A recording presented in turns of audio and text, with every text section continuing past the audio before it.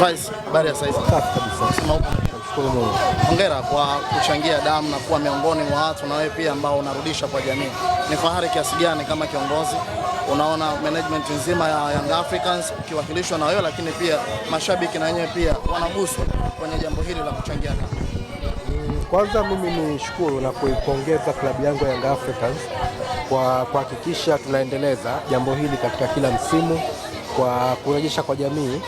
Tumekuwa na matukio mengi sana kurejesha kwa jamii, lakini kwa upekee hili la kuchangia damu ni jambo kubwa, ni jambo zuri.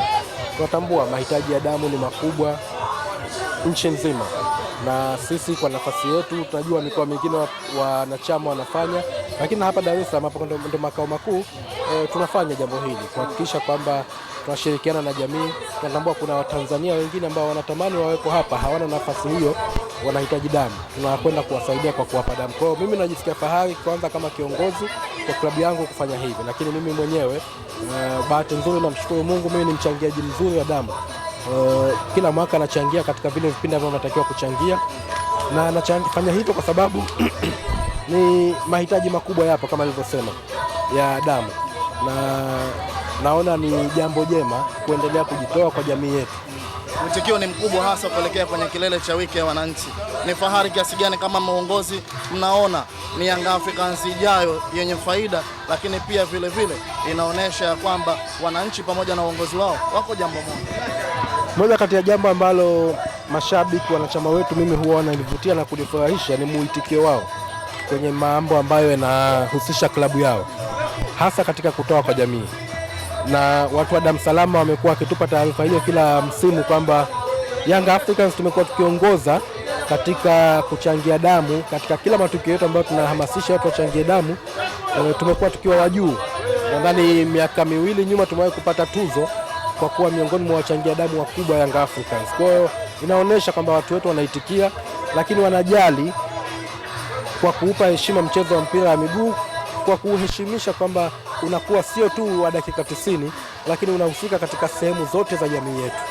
Kiongozi, nigusie kidogo kwenye jezi mpya. Hongereni sana kwenye kutoa jezi mpya, lakini ninavyoona kutoka kwangu mashabiki wameitikia na wanakwenda kuzinunua.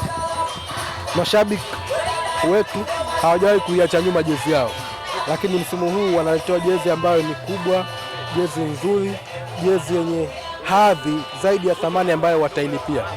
Wasogee kwa wingi katika maduka ambayo yamekusha tangazwa. Najua klabu tutakuwa tunauza leo, waje wahakikishe hawakosi, wachukue jezi zao leo kwa ajili ya kuzivaa Jumapili, lakini wajiandae kutumia jezi hizo kwa ajili ya kuzivaa Jumatano pale Zanzibar. Namba ilikuwa gumza kweli kweli, 6-6. Leo ni tarehe 6 ya mwezi wa 8 saa 6 mchana. Hii ndio tafsiri ya neno 6-6. Leo tarehe 6 mwezi wa 8 saa 6 mchana tukutane kwenye uzinduzi. Neno la mwisho kwa kuambia mashabiki wa Young Africans kuelekea kwenye kilele cha wiki ya wananchi, kipi hasa ambacho mnawahamasisha kuelekea kwenye kilele na kwenda kuwaona wachezaji wao wapya kuelekea kwa msimu ujao? Wananchi wajitokeze kwa wingi uwanja wa Uhuru kuja kuujaza, kuitikia wito wa kuiona timu yao, kuwaona wachezaji wao, kuona mambo mengine mazuri ambayo tumewaandalia siku hiyo, lakini waone msimu huu utakuwaje kwao kwa kuona kile ambacho kitatokea Jumapili kama sehemu ya maandalizi yetu kumalizia msimu huu. Ambaye hana kadi alipie kadi yake ya wanachama, aliyekuwa hajanunua tiketi awahi, hazijabakia nyingi sana. Hatutaki kuona ambaye anaweza kufika akakosa kufika. Shukrani sana. Asante sana.